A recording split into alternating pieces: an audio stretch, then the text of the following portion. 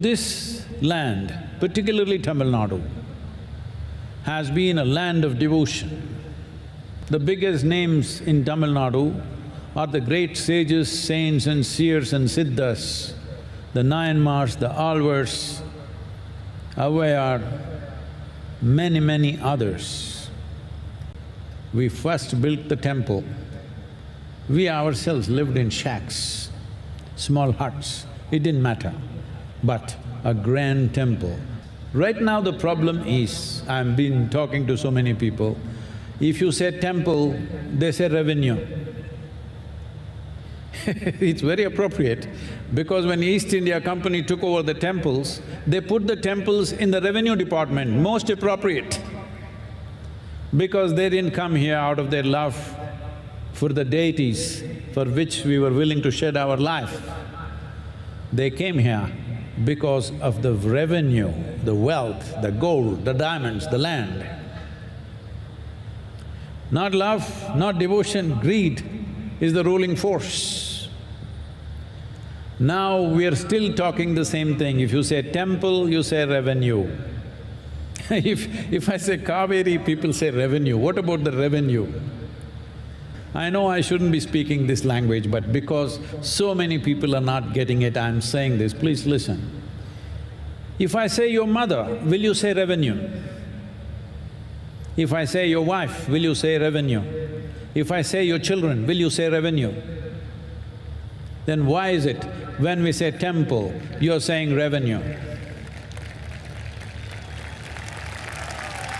It's shameful that we are talking about temples as revenue. It's not about revenue, it's not about land. I'm saying this because today when I say these temples should be in the hands of the devotees, some people say, why can't we take over the churches? Why can't we take over the mosques? Why can't we take over the Jain temples, gurudwaras? No, you should not touch the mosque, you should not touch the church, you should not touch the gurudwara or the Jain temple, because there is one injustice. You don't have to multiply that. Instead of solving the problem, you want to multiply the problem.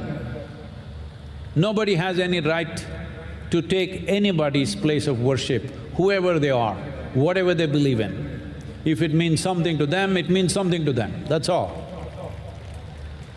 But in Tamil Nadu, 87% of the population, their places of worship, unfortunately, is in the hands of the government by default, not by intent, because the East India Company did it.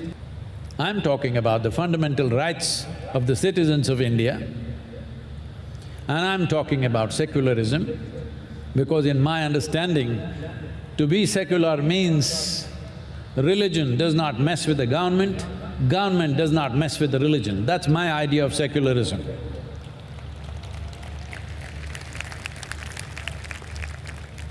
The UNESCO, oh, look at these guys, they've all come prepared. Okay.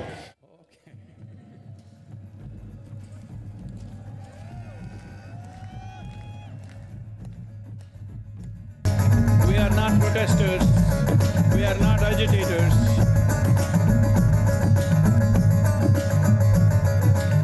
We are not protesters, we are not agitators, we are anguished, we are pained.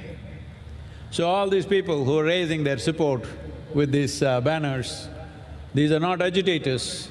We will not block roads, we will not block trains, we will not cause inconvenience to others.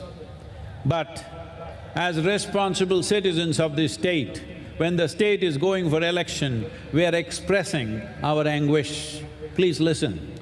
Every one of you who's standing for election, please listen.